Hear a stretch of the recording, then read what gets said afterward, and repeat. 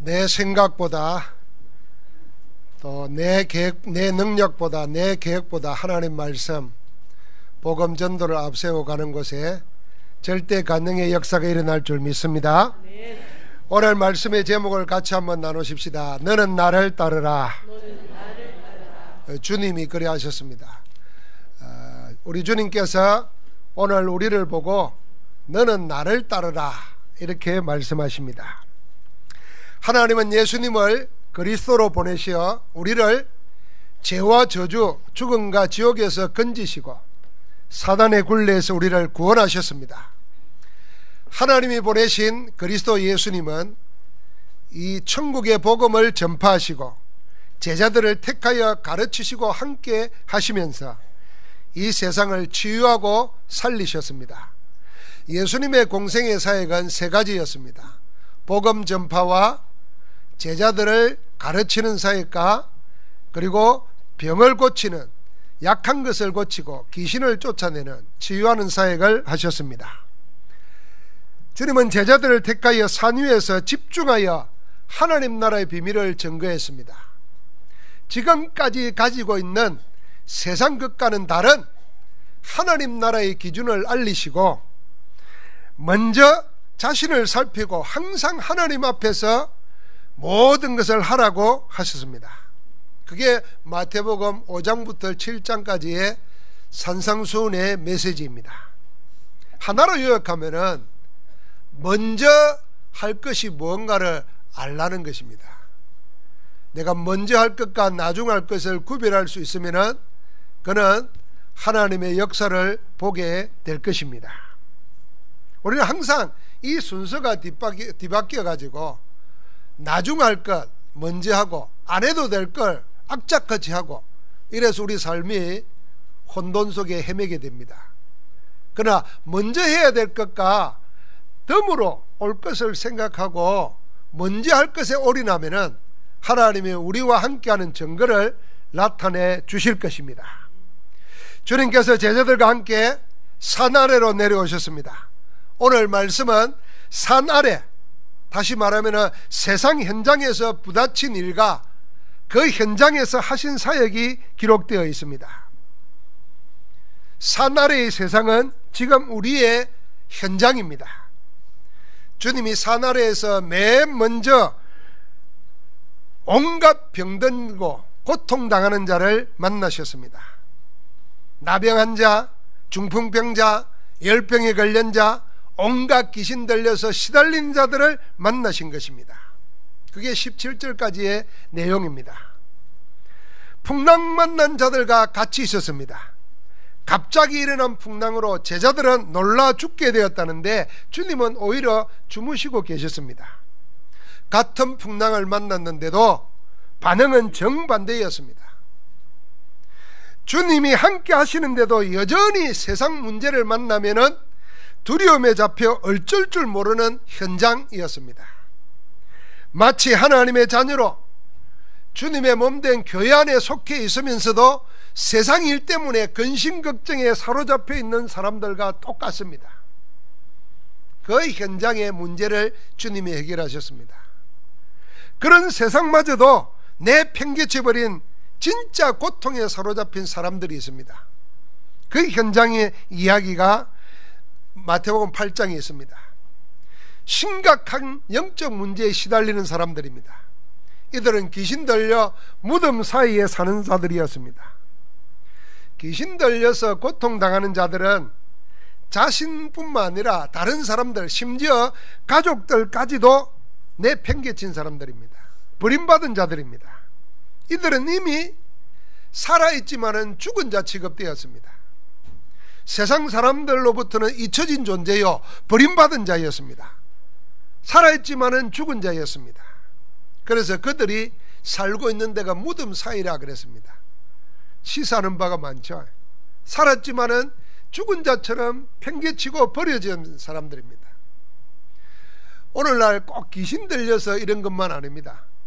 많은 사람들에게 버림받고 잊혀진 존재로 스스로 어찌할 줄 몰라서 시달리고 눌려 사는 사람들의 현장을 말합니다. 여러분, 우리가 사는 지금 이 시대의 현장과 어떤 것 같습니까? 똑같지 않습니까? 수많은 사람들이 이미 육신의 온갖 병으로 고통당하고 있습니다. 마음과 정신을 허약하여 염려와 두려움에 사로잡혀서 평안을 잃어버리고 시달리고 있습니다. 영적인 무지와 연약함으로 인해서 알지 못하는 병에 눌려 자신을 잃어버린 채 분노와 상처, 좌절 속에서 악한 사단의 세력에 끌려다니고 있습니다. 오늘날 우리 사회에서 일어나는 온갖 범죄들은 그 마지막 결국의 결과입니다. 주님께서 산에 내려오자마자 만난 현장은 오늘 우리 시대의 우리의 모습입니다. 주님의 제자된 우리는 성경을 통하여 하나님의 음성을 들어야 합니다.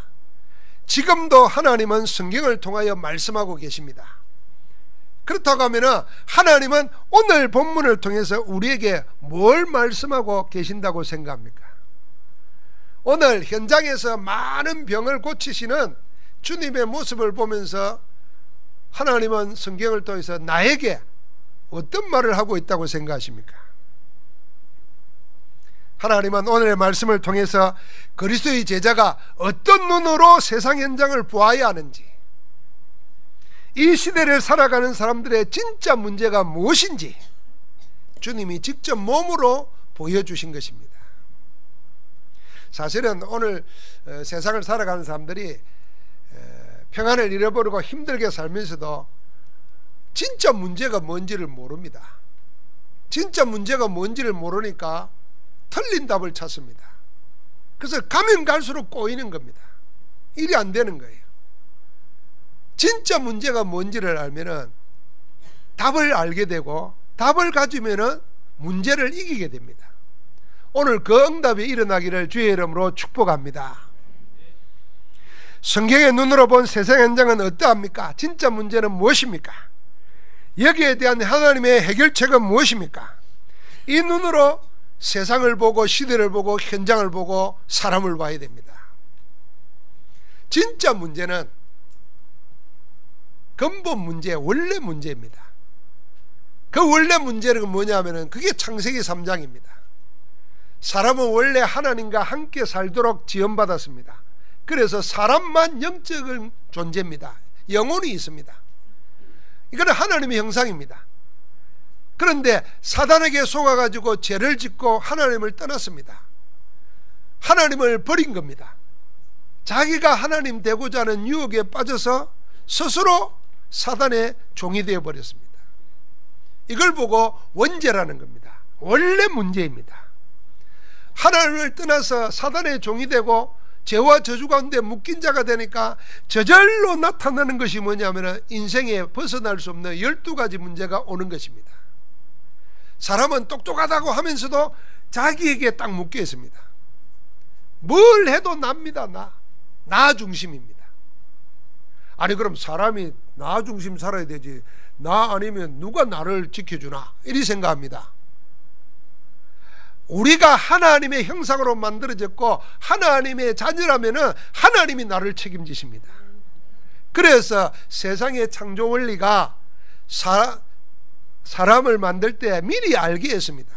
나무는 땅에 뿌리박고 물고기는 물에 살고 새는 공중에 살도록 하나님이 그렇게 만들었어요. 꼭 마찬가지로 사람은 하나님과 함께 살도록 만들어졌습니다. 그런데 하나님을 떠나니까 하나님 중심이 아니라 나 중심이 됩니다. 이 말은 나 중심 같지만은 속 내용은 뭐냐면은 사단이 네가 하나님같이 되리라 하고 속여가지고 사단 섬기게 만드는 것입니다. 여러분, 왜 대학을 나오고 박사인데도 어마어마하게 돈이 많은데도 왜 귀신 섬기겠습니까? 그게 사단이 속이는 것입니다. 지식으로도 안 되고 돈으로도 안 되는 겁니다. 영적인 문제는. 그러니까 결국은 뭐냐면 눈에 보이는 것 중심으로 삽니다. 뭔가 능력을 얻으려고 합니다. 그게 창세기 6장의 네피림입니다. 자신은 뭘 해도 성공하면 모든 거 용서된다고 생각합니다. 성공해 놓고 나면 진짜 문제가 오는 겁니다. 그러니까 벗어날 수가 없습니다. 귀신 섬기고 점치고 굿하고 미신 섬기고 하는 곳에 묶이게 됩니다.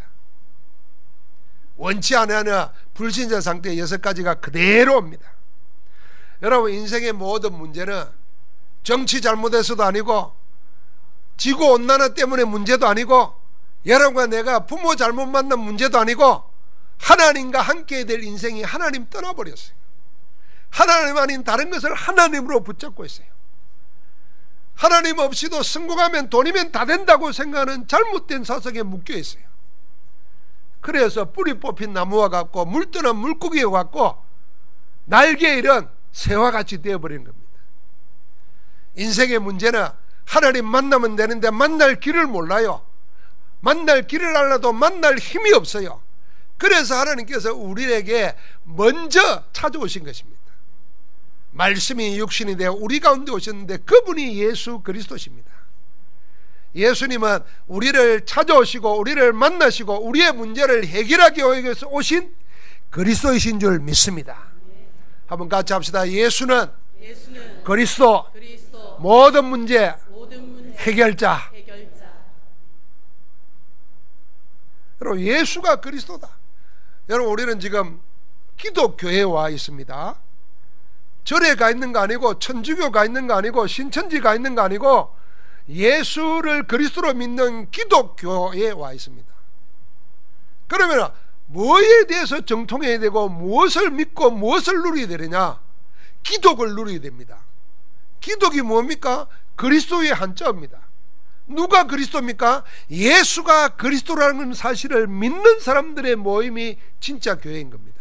할렐루야. 아멘. 여러분과 나는 목사 믿는 거 아니에요. 여러분과 나는 장로 믿는 거 아니에요. 여러분과 나는 뭘 믿느냐? 예수가 그리스도라는 사실을 믿는 것입니다. 믿는 자, 곧 그 이름을 영접하는 자, 곧 그 이름을 믿는 자들에게는 하나님의 자녀가 되는 권세를 주셨느니라. 세상을 이기는 권세를 가지고 누리게 될 줄 믿습니다. 오늘 현장에서 예수 그리스도는 모든 사람의 진짜 문제를 해결해 버린 것입니다. 주님은 친히 세상을 치유하고 살리셨습니다. 이것이 그리스도의 복음 가진 제자와 교회를 통해서 하실 살리는 복음 치유 사역입니다. 여러분, 주님이 오늘 중풍병, 열병, 귀신 들린 사람, 많은 나병 환자 이렇게 살리셨습니다. 근데 어떻게 치유했습니까? 오늘 3절에 보니까 나병 환자가 산에 내려가자마자 주님을 맨 먼저 찾아온 사람이 누구냐면 나병 환자였습니다. 나병 환자면 옛날 말로 문둥병 환자입니다. 요새는 한센시병이라 그래요. 그 천병이라 그래요. 하늘이 내린 천영이라 그러잖아요. 그래서 일단 격리됩니다. 만지면 안 됩니다. 그런데 이 나병 환자가 찾아와서 말했습니다. 주여, 원하시면 저를 깨끗하게 하실 수 있나이다. 그 나병 환자에게 주님이 손을 내밀어 만지셨습니다. 만지면 안 되는 나병 환자를 만지면서 뭐라 했냐면 내가 원하노니 깨끗함을 받으라. 그 즉시로 나았다 그랬습니다. 15절에 보니까 열병으로 알아누운 베드로의 장모에게 손을 만졌습니다. 만지심으로 열이 내리고 일어나 다니도록 깨끗하게 했습니다. 여러분, 누구나 병 걸린 사람은 이렇게 바라고 있습니다. 주님이 오셔가지고 내 몸에 손을 대서 나를 깨끗하게 내껴주면 좋겠다. 그렇게 생각합니다. 자, 그런가 하면 8절부터 13절에 오늘 우리가 읽은 말씀 보니까 전혀 손을 대지도 않았고 심지어는 보지도 않았는데 들어놓은 중풍병자를 살렸습니다. 그것도 중풍병에 걸려있는 본인의 믿음도 아니고 주인인 이방인 백부장의 믿음을 보시고 네 믿은 대로 될지어다. 그렇게 말하자 즉시 종의 병이 나았다 그랬습니다. 16절에는요, 말씀으로 귀신들을 쫓아내시고 병든 자를 다 고치셨다 했습니다. 자, 병든 자가 내게 병에 걸리는데 내가 직접 기도하는 것도 아니고 내 믿음이 아닌데도 주님은 말씀으로 병든 자를 치유하시고 귀신들을 쫓아내셨습니다. 이건 뭘 말합니까? 주님은 사람의 요구나 믿음이 아니더라도 주님이 직접 이 세상에 임하시는 하나님의 나라를 보여주신 겁니다. 이 때문에 주님이 이 땅에 오셨다는 것을 친히 증거하신 겁니다. 아마 여러분과 내가 내 건강에 해달라고 기도 안 했는데도 건강한 것은 하나님의 은혜입니다. 아마 주님이 아픈 사람이 내가 살리달라고도 말 안 하고, 귀신 들린 사람이 자기 고쳐달라고 말 안 했는데도 주님이 임하시니까 병이 떠났어요. 말씀하시니까 귀신이 쫓겨났어요. 주님이 살리신 겁니다. 그런 것처럼 평소에 건강한 사람은 하나님이 늘 은혜로 돌보고 있다는 것을 믿으시기 바랍니다. 신기하죠? 막 매달리고 막 울고 불고 막 목숨 걸고 막 서약을 하고 이래야 낫는 게 아니고 주님이 그냥 자기 믿음 아닌데도 낫게 하셨다니까요. 여러분 어느 거 받고 싶어요? 나 같으면 뒤에 가겠습니다. 나는 가만히 있는데 주님이 그냥 알아서 해주시는 거예요. 28절부터 34절에 보니까 귀신 들려 무덤 사이에 거하는 두 사람을 만날 때 주님이 하신 일입니다. 주님이 먼저 그들을 고치시고자 하지 않았습니다. 그런데 귀신 들린 사람들이 먼저 주님을 알아봤습니다. 그러고는 왜 우리를 괴롭히냐고 하면서 자기들을 돼지떼 속에 넣어 들어가게 해달라고 했습니다. 그러니까 이 귀신 들려서 무덤 사이에 사는 사람과 다른 인격체가 그 속에 있었던 겁니다. 자기들을 끄집어서 저 돼지떼 속에 이어달라 그런 거예요. 주님 앞에 더 이상 있을 수 없게 되자 귀신들이 스스로 원했습니다. 빛이신 예수께서 나타나시니까 어둠이 거할 수가 없습니다. 자기 살 길을 찾아 떠나란 것입니다. 제 스스로 죽음으로 뛰어드는 겁니다. 그렇게 해서 귀신 들린 모든 사람들로부터 죽은 자 취급당하던 사람들을 온전케 살리셨습니다. 많은 사람들은 어떻게 나을 수 있나 하는 그런 방법을 찾아 헤맵니다.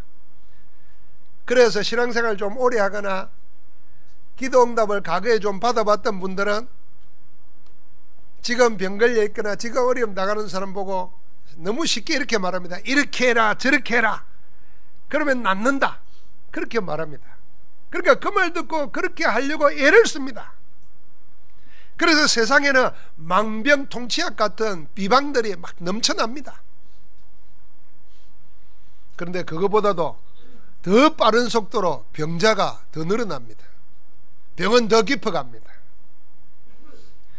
여러분 주님이 현장에서 병든 자 귀신 들려 고통당하는 모든 사람을 살리는 것을 보면 꼭 이렇게 해야 낫는다는 공식이 없습니다.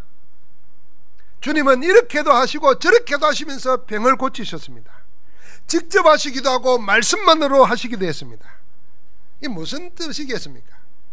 우리를 보고 방법을 찾지 말고 병을 낫게 하시는 주님을 보라는 메시지입니다. 한번 같이 합시다. 방법 찾지 말고 주님을 찾으라.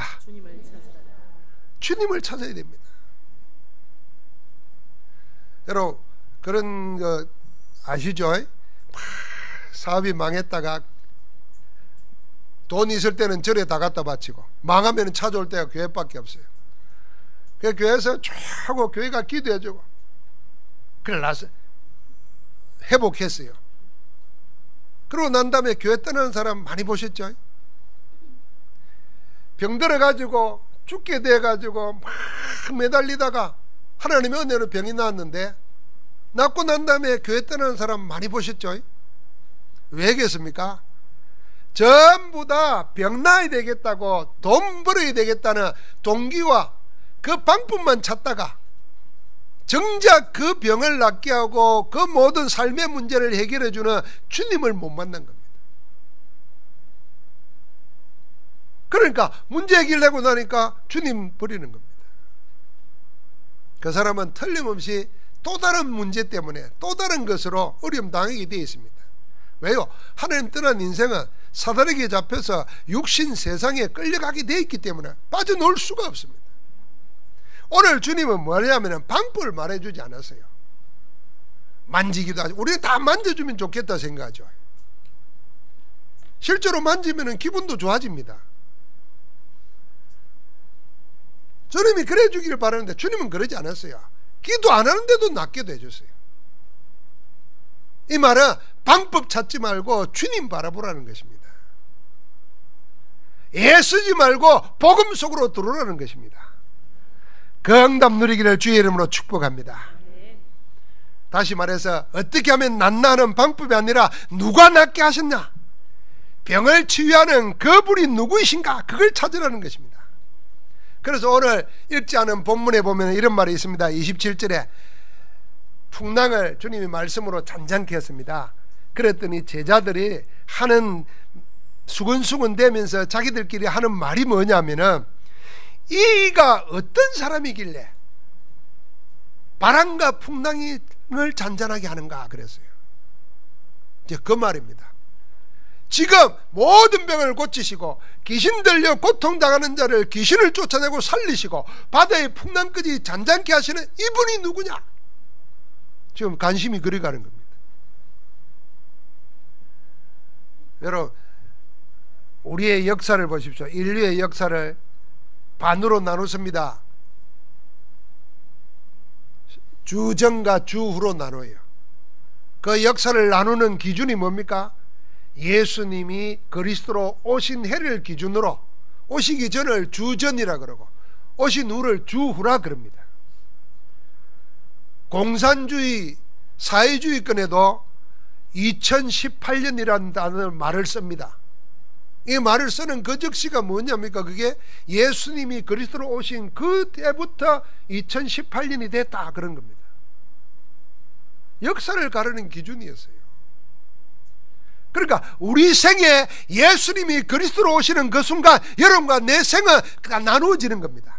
주님 만나기 전과 주님 만난 후로 전혀 다른 생을 살아가게 될 줄 믿습니다. 오늘 주님이 그걸 말씀하시는 거예요. 이 사람이 누구냐 말이에요. 현장에서 모든 약한 것과 병든 것, 귀신 들린 자를 살리는 이 주님이 누구시냐 말이에요. 주님이 누구신 자를 묻는 것은 하나님이 직접 알린 답이 있습니다. 그게 마태복음 16장 13절부터 16절입니다. 사람들이 나를 누구라 하느냐, 이 말 저 말 다 합니다. 아니었습니다.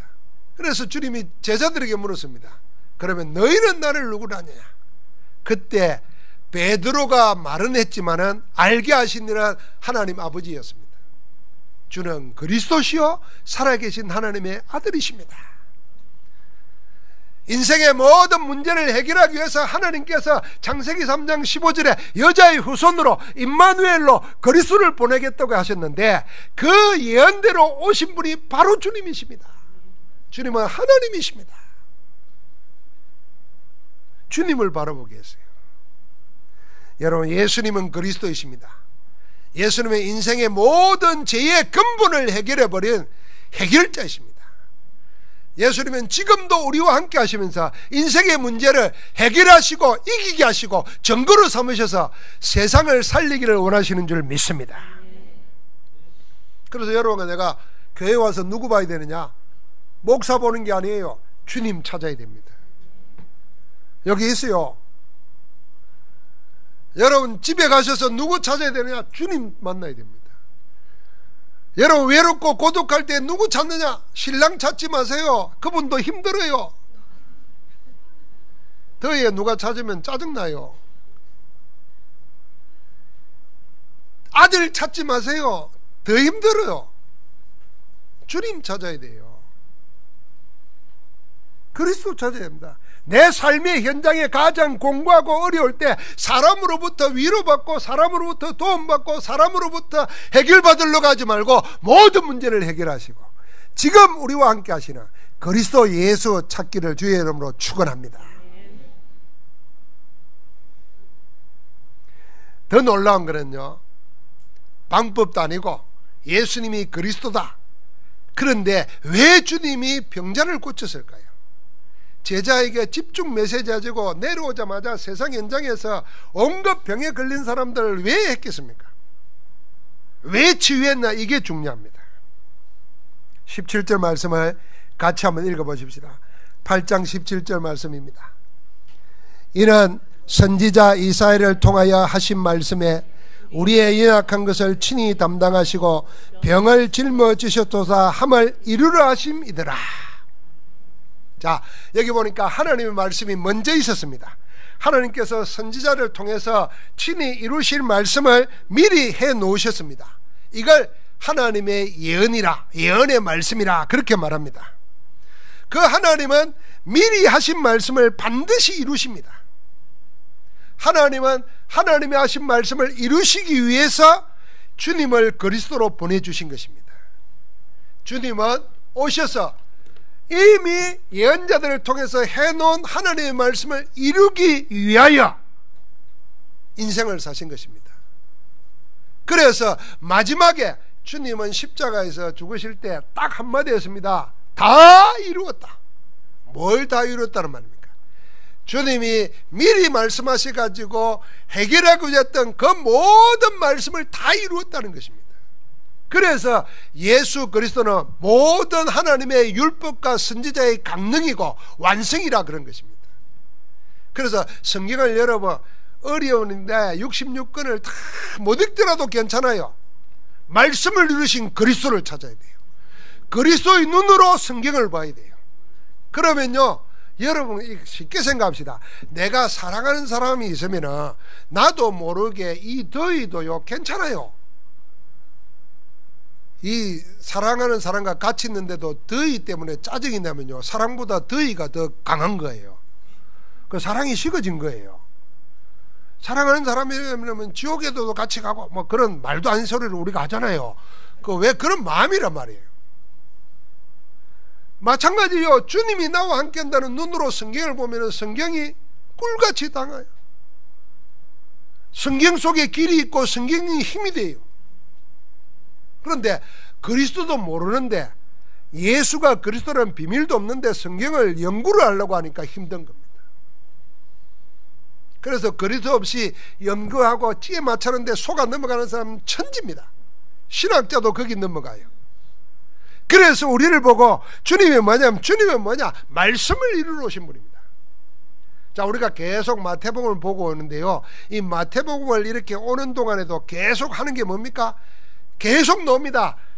이미 하신 말씀을 이루러 하심이니라 그랬습니다. 오늘 주님께서 말씀을 이루기 위해서 모든 병자와 귀신 들린 자를 살리신 것입니다. 그래서 낫게 해달라는 기도도 없고 믿음도 없는데도 주님은 낫게 하셨습니다. 왜요? 말씀을 이루셔야 하기 때문에. 여러분, 이 눈으로 보십시오. 여러분, 내가 하나님의 자녀 맞다면, 여러분과 내가 하나님의 말씀을 붙잡으면 하나님이 그 말씀을 이루시기 위해서라도 내 문제를 해결해 버리는 것입니다. 아멘. 할렐루야. 아멘. 누가 세상 현장의 영적 문제나 마음과 정신의 병으로 고통당하는 자들, 무너지고 황폐한 육신과 삶을 사는 사람들을 고칠 수 있겠습니까? 어떻게 치유할 수 있겠습니까? 딱 한 가지입니다. 그 사람에게 반드시 성취될 하나님의 말씀이 있느냐 없느냐입니다. 여러분, 말씀이 없는데 금식해라, 말씀이 없는데 시간 정해놓고 기도해라, 안 됩니다. 힘듭니다. 그래서 나한들 주님 발견 못하면 떠나갑니다. 성경의 증거도 수없이 많고, 여러분 10명의 나병자 나와서 주님 앞에 내 방역을 고쳐달라 그랬어요. 그 주님이 말해도 고쳐주겠다 그랬어요. 가서 제사장들에게 말해라, 보여라 그랬어요. 10명이 가다가 길을 가다가 병이 난 걸 봤어요. 여러분과 나 같으면 어떻게 하겠어요? 그런데요, 그 중에 9명은 다 제 갈 길로 가버렸어요. 한 명만 돌아와서 주님께 엎드려 감사했다 그랬어요. 그럼 이 뭘 말하겠어요? 그러니까 성취될 하나님의 말씀 가진 자에게는 하나님이 여러분과 내가 기도하는데도 그의 나라와 그의 의를 구하는 자 속에 있는 겁니다. 그러니까 다른 걸 덤으로 더하여 주시는 줄 믿습니다. 하나님의 말씀이 믿는 자 속에 역사할 때 황폐한 영혼은 생명의 역사가 일어나고 죽은 같은 육신에게는 재창조의 능력이 나타나는 것입니다. 내 삶의 힘을 잃어버리고 무의미하고 무기력한 내 속에 성취될 말씀이 나타나면 여러분과 나에게도 없는 하나님의 권능이 일어날 줄 믿습니다. 그 힘으로 살아야 되는 겁니다. 하나님이 나와 함께 하시고 하나님이 성취된 말씀 가지고 있는 그 능력으로 세상을 이기는 겁니다.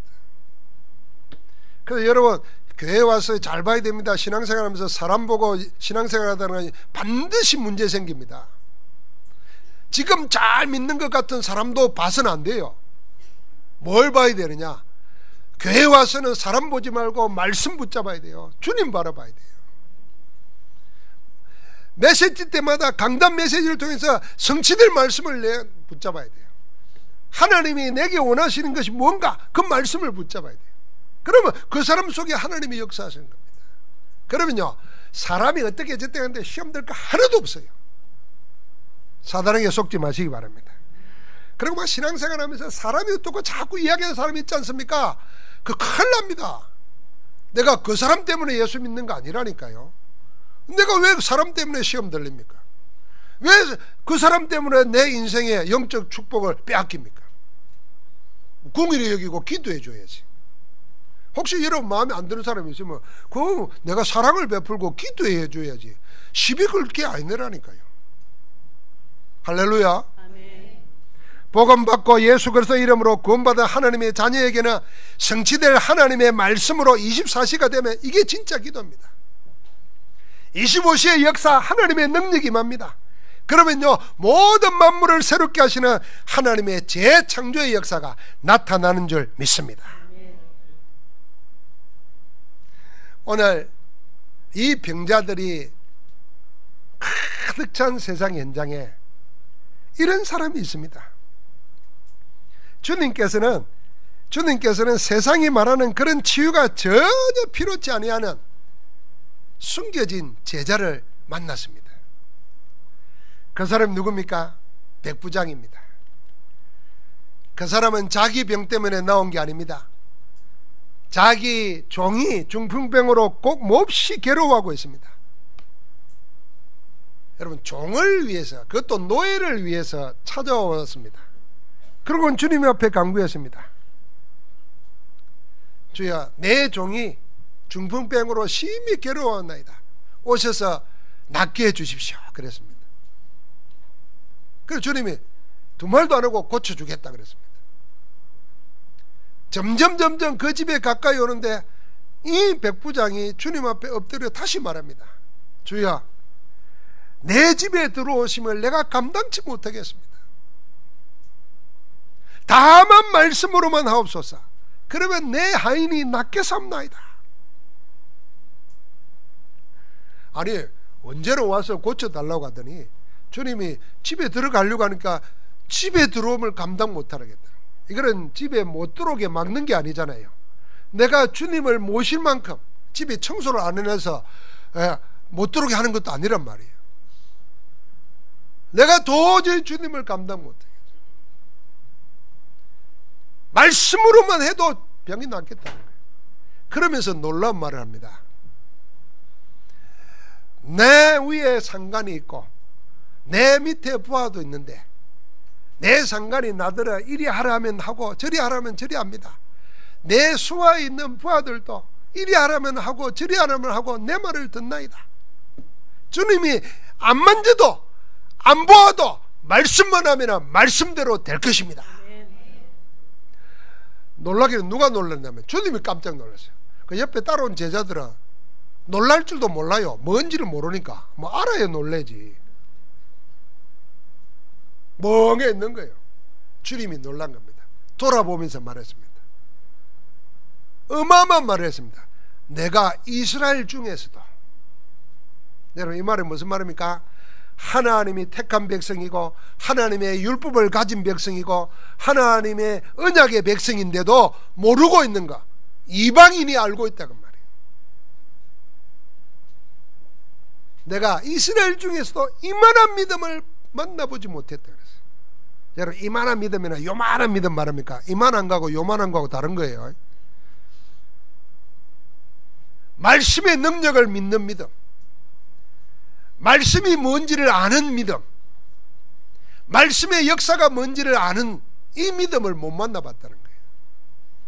여러분 우리가 말씀과 말씀의 능력과 말씀의 역사를 아는 믿음과 모르는 믿음의 차이가 뭐겠습니까? 말씀과 말씀의 능력과 말씀의 역사를 모르는 사람들은 전부 다 뭘 하겠어요? 행동으로 하려고 그럽니다. 의식으로 하려고 그럽니다. 그래서 모든 종교들이 의식을, 인간의 행위를 막 강요합니다. 몇 배 해라, 몇 천 배 해라. 그럼 우리나라에 보면은 자기 목적 달성하려고 막 뭡니까? 여름에 땅바닥에 엎드려서 기어가면서 막 합니다. 그리고 뭘 자꾸 하게 합니다. 전부 다 뭘 모르냐? 말씀이신 하나님을 모르는 거죠. 그 하나님의 말씀의 능력이 어떠한지를 모르는 거죠. 그 말씀이 역사하면 어떤 일이 생긴다는 걸 모르는 거죠. 그러니까 자꾸 행위로만, 자꾸 의식으로만 하려고 하는 거예요. 내가 예배에 참여하면, 내가 열심히 헌신하면 뭐가 되겠지? 천만의 말씀입니다. 복음은 그런 게 아니거든요. 이 백부장은 시공간을 초월하는 하나님과 하나님의 말씀의 능력을 알았던 것입니다. 주님이 놀래가지고 뭐라 그랬습니까? 종의 믿음이 아니고 네 믿은 대로 될지어다 했습니다. 그 즉시 하인이 나으니라 그랬습니다. 여러분, 이 백부장이야말로 주님이 현장에서 찾던 제자입니다. 주님이 놀랄 만큼 이미 말씀과 말씀의 능력을 믿고 말씀의 역사로 사람 살리고자 하는 하나님의 마음을 가진 자입니다. 하나님의 말씀을 가지고도 자기들의 그 율법과 전통에 얽매여 가지고 사람 죽이는 이스라엘과 달랐던 것입니다. 하나님의 마음을 아는 사람이었습니다. 여러분과 내가 현장에서 만나야 될 제자는 이런 사람입니다. 여러분과 나는 어떤 제자가 되어야 되느냐? 이런 제자가 되어야 됩니다. 우리 교회는 그럴 가능성이 많습니다. 왜냐하면 내 안에 나를 구원하신 그리스도가 지금 함께한다는 사실을 알기 때문에 내가 그리스도 이름으로 가장 행복하고 그리스도로 힘을 얻고 그리스도로 은혜 받는 그 개인이 혼자 뭘 할 수 있는 비밀을 가지고 있잖아요. 옛날에는요, 제가 처음 이 교회를 개최하고 목회할 때는요, 밤중에도 뭔 일 생기면 저한테 전화가 와요. 그 목사님 와서 예배 드려주세요. 그럼 나는 또 속은 힘들지만은 겉으로는 좋아하면서 갑니다. 나를 알아주는구나. 이게 둘 다 망하는 거예요. 둘 다. 왜요? 그리스도는 없어. 하나님은 없어. 목사가 가서 기도해주고 예배 드려줘서 위로가 되고 그래서 힘을 얻고 그건 다 틀린 거예요. 그렇게 해준 나는 더 망하는 거예요. 그런데 우리는 목사 속에 있는 그리스도, 여러분 속에 있는 거 맞습니까? 아멘. 없는 분은 그리스도 영접하시기 바랍니다. 오늘 말씀 다시 들으면서 나와 함께 하시는 그리스도, 그거 우리 목사님 속에 있고 우리 모든 믿는 자 속에 있는 거 아니냐? 바울 속에 있던 거, 더 나가면 요셉 속에 있던 거, 다윗 속에 있던 그 예수님 나와 함께 하는 거 아니냐? 그걸 누리는 겁니다. 주님이 이런 제자 찾는 겁니다. 그래서 주님이 모든 족속으로 제자 삼으라 말한 겁니다. 어디에나 있다는 것입니다. 그러는 중에 오늘 두 사람이 나옵니다. 한 사람은 서기관이고 또 한 사람은 제자들 중에 있었습니다. 이 한 사람은 서기관이 말합니다. 주님께 이렇게 말합니다. 주여, 선생님이 어디로 가시든지 저는 따르겠습니다. 뭐죠? 주님의 제자가 되겠다고 자원한 겁니다. 또 한 사람은 이미 제자 중에 하나라고 그랬습니다. 이 사람은 주님의 제자로 부름을 받았으면서도 주님 앞에 조건을 내세웁니다. 내가 주님을 따르겠습니다마는 나로 먼저 가서 내 아버지를 장사하고 주님을 따르게 하십시오. 이랬습니다. 조건부를 내세웠습니다. 한 사람은 자원했고 한 사람은 조건을 제시했습니다. 이 두 사람은 출신 성분도 다릅니다. 현재 신분도 다릅니다. 한 사람은 서기관이고 한 사람은 그냥 주님이 택한 제자일 뿐입니다. 그런데 동기는 똑같습니다. 뭡니까? 주님보다 자기가 먼저입니다. 하나님보다 자기 일이 먼저입니다. 그래서 오늘 우리가 찬양대가 찬양할 때 내 생각보다 하나님의 말씀, 내 열심, 내 능력보다 하나님의 은혜, 내 계획보다 오직 선교, 하나님의 뜻, 그겁니다. 그거. 그런데 이 사람들은 그 모양은 자원해서 내가 어디로 가는데 주님 따르겠다 그랬어요. 사람은 또 이런 말 들으면 기분 좋죠. 그런데 주님은 아셨습니다. 그래서 단호하게 말했습니다. 이렇게 말했습니다. 여우도 굴이 있고 공중의 새도 거처할 곳이 있는데 나는 머리 둘 곳도 없다. 아주 쉬운 말로 말하면 완전 김세게 만든 거예요. 주님 따라가면 막 병자 고치지, 귀신 쫓겨나지 막 이러니까 내가 주님 따라가겠다니까 주님 아셨어요. 뭐 때문에 그러는지. 네 나 따라오면은 네가 생각하는 그런 거 하나도 없다. 따랐다는 기록이 없어요. 그 제자복은 그랬습니다. 죽은 자들로 하여금 죽은 자를 장사하고 너는 나를 따르라. 네가 주의 제자로서 먼저 할 일과 나중 할 일을 구분 못하고 헷갈리고 있단 말이에요. 그래서 항상 이거 해결해 주면 내가 주님 섬기겠습니다 이러는 겁니다. 여러분 제일 하나님 앞에서 악한 것이 그겁니다. 이게 해주면요 내가 하나님 인정하겠습니다. 이 꼭 이런 것 같아요. 우리 자식들 와가지고 아버지 내 돈 1억 주면 내가 아버지 대접할게. 이렇게 똑같아요. 그럼 나는 지 아버지 안 할 망정 예수도 안 줍니다. 나는 안 그러겠어요? 그래 네 아버지 하고 싶다 내 1억 줄게. 그 바보요. 그 아버지는 바로 기사대기를 때려야지. 그거와 똑같은 거예요. 그런데요 백부장은 이 두 사람하고 달랐던 겁니다. 이 두 사람은 늘 자기 동기, 자기 문제, 거기에 자기 발목이 잡혀있는 자입니다. 주님의 제자가 되면 주님이 함께 하시고 인도하실 걸 텐데 그 주님을 믿지 못하고 자기 먼저를 자꾸 만족시켜 달라고 요구하는 겁니다. 주님께는 이런 사람 필요 없습니다. 주님은 필요하여 찾는 사람이 따로 있습니다. 그들이 예비해 놓은 자입니다.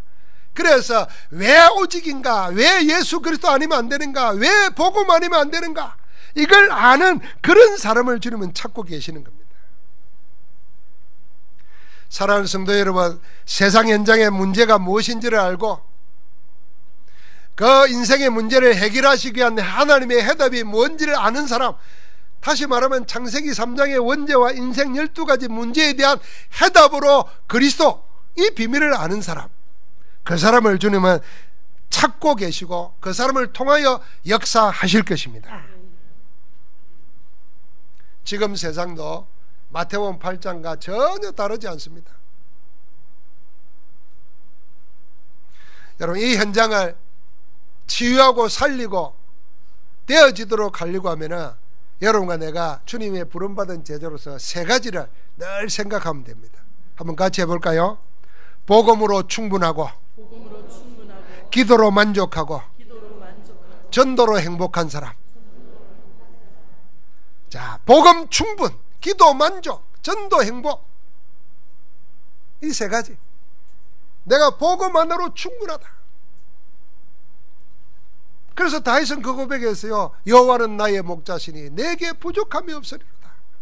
내가 더 원하는 거, 더 바랄 거 없다. 주님이 나의 목자시니까. 바울도 그렇게 고백했습니다. 내가 예수 그리스도 아는 지식이 가장 고상하기 때문에 이전에 했던 다른 거 다 배설물로 여긴다는 거예요. 그 그리스도에게 잡힌 바 된 그것만 잡으려고 내가 다른 방질한다 그랬어요. 주님이 나의 모든 것이다 고백한 겁니다. 복음만으로 충분한 자입니다. 여러분 우리가 복음 받았습니다. 그 복음이 충분한 걸 알고 누리기를 주의 이름으로 축복합니다. 거지가 한 사람이 있었어요. 이 거지가 늘 엉덩이 뒤에다가 무슨 상자 하나를 달고 다녔어요. 그래서 거기 앉아서 동냥하고 거기 앉아서 하고 자기 몸처럼 됐어요. 그 어떤 예언자가 지나가는데 그 거지가 동냥을 했어요. 한 분 주세요. 동냥했어요. 그 예언자가 줄 게 없다고 그랬어요. 한 분 달라 그랬어요. 그러면 예언자 물었어요. 당신 그 몸에 달고 다니는 그 상자가 뭐냐? 그러니까 내가 여기 앉기도 하고 이거 뭐 의지하기도 하고 합니다. 그럼 그 상자 한번 열어봐라. 이랬던 거예요. 아, 이거 뭐 열어보는 말 여기 아무것도 없습니다. 그래서 그 상자를 열었어요. 열었더니 거기에 금덩어리가 들어있다는 거예요. 나는 그 이야기를 읽으면서 나는 아니에요. 그런 사람. 나는 아니에요. 야, 우리 기독교인 중에 이런 사람 너무 많을 수 있겠단 말이에요. 어마어마한 걸 가지고 다니면서 아무것도 없는 것처럼 살아가는 사람들. 그래서 너 원망불평, 근심염려. 그래서 열어보지도 않아. 그걸 보면서 진짜 기도가 나오더라고요. 기도가 나와요. 여러분 오늘 상자 한번 열어보시기 바랍니다. 안고 다니고 붙이고만 다니지 말고 상자 한번 열어보셔서 모든 것으로 된 그리스도,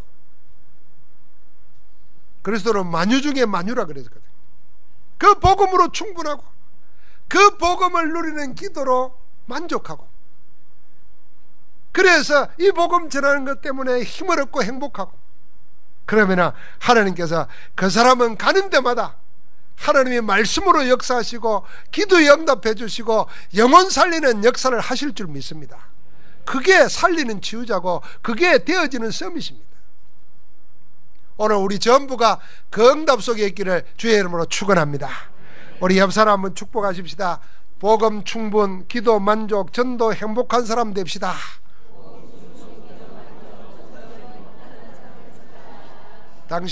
당신이 바로 그런 사람입니다. 할렐루야. 하나님 감사합니다. 친히 하신 말씀을 이루시기 위해서 오셔서 십자가에서 모든 것을 다 이루신 우리 주님을 찬양합니다. 주님은 그리스도이십니다. 모든 죄와 문제를 해결하셨고 사단의 세력을 꺾으셨고 인생의 근본 문제를 해결하셔서 영원한 해답을 대시니 감사합니다.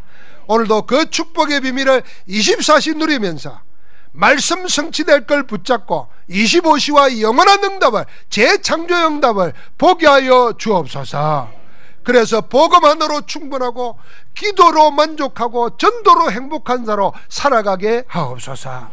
우리 주 예수 그리스도 이름으로 기도하옵나이다. 아멘.